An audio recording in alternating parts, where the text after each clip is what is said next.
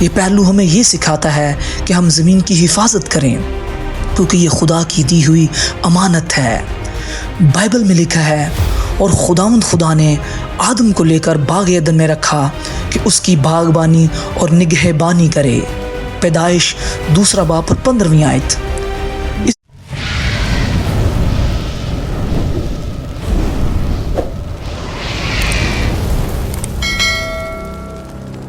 یسوع ناصری کے نام میں، جس کا دعویٰ ہے قیامت اور زندگی میں ہوں، آپ کی سلامتی ہو۔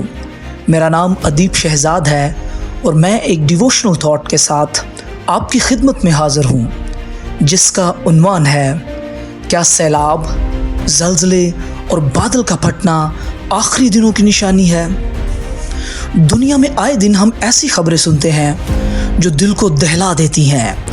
کہیں سیلاب یا زلزلے نے بستیاں اجاڑ دی ہیں، تو کہیں آج کل بادل پھٹنے سے سینکڑوں جانیں متاثر ہوئیں۔ یہ مناظر نہ صرف خوف پیدا کرتے ہیں بلکہ انسان کو سوچنے پر مجبور بھی کرتے ہیں کہ کیا یہ قیامت یا آخری دنوں کی نشانی ہے؟ بائبل مقدس ہمیں آخری دنوں کی بابت واضح تعلیم دیتی ہے۔ مقدس متی کے انجیلی بیان 24ویں باب میں یسوع مسیح نے زمین پر آنے والی آفات کو آخری وقت کی یاد دہانی کہا ہے۔ اسی طرح لوکا کے انجیلی بیان 21ویں باب اور 25ویں آیت میں لکھا ہے، اور سورج اور چاند اور ستاروں میں نشان ظاہر ہوں گے اور زمین پر قوموں کو تکلیف ہوگی۔ آمین۔ قدرتی آفات جیسے کہ سیلاب، زلزلے اور آج کل بادل کا پھٹنا ہمیں یہ پیغام دیتا ہے کہ دنیا ہمیشہ قائم رہنے والی نہیں۔ یہ نشانیاں خدا کی قدرت اور انصاف کی طرف بھی اشارہ کرتی ہیں، لیکن ساتھ ہی یہ ہمیں بیدار کرنے کے لیے ہیں تاکہ ہم اپنے ایمان کو تازہ کریں اور اپنی زندگیوں کو خدا کے کلام کے مطابق ڈالیں۔ یسوع نے فرمایا، اور جب یہ باتیں ہونے لگیں تو سیدھے ہو کر سر اوپر اٹھانا، اس لیے کہ تمہاری مخلصی نزدیک ہوگی۔ بامطابق لوکا کا انجیلی بیان 21واں باب اور 28ویں آیت۔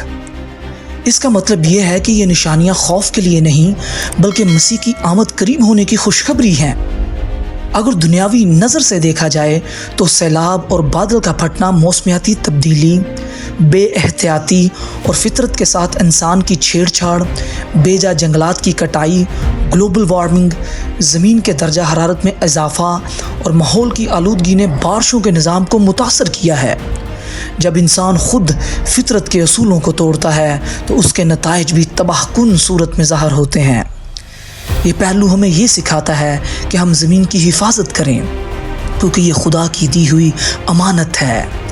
بائبل میں لکھا ہے، اور خدا نے آدم کو لے کر باغ عدن میں رکھا کہ اس کی باغبانی اور نگہبانی کرے۔ پیدائش 2 باب اور 15 آیت۔ اس لیے ہمیں اپنی ذمہ داری نبھانی ہے اور قدرت کے ساتھ ہم آہنگ ہو کر جینا ہے۔ سیلاب اور بادل کا پھٹنا ہمیں 2 اہم پیغامات دیتے ہیں۔ نمبر 1، روحانی طور پر بیدار ہونا۔ یہ آفات ہمیں یاد دلاتی ہیں کہ زندگی عارضی ہے۔ ہمیں اپنی امید کو زمین کے سہاروں پر نہیں بلکہ یسوع مسیح پر رکھنا چاہیے، جو نجات اور زندگی کا سرچشمہ ہے۔ نمبر 2، ذمہ داری کے ساتھ جینا۔ دنیاوی طور پر یہ ہمیں سکھاتی ہے کہ ہم فطرت کے ساتھ انصاف کریں اور اپنی ذمہ داریاں پوری کریں تاکہ آنے والی نسلیں محفوظ رہیں۔ ان آفات کو دیکھتے ہیں تو گھبرانے کی بجائے ہمیں خدا پر بھروسہ کرنا چاہیے۔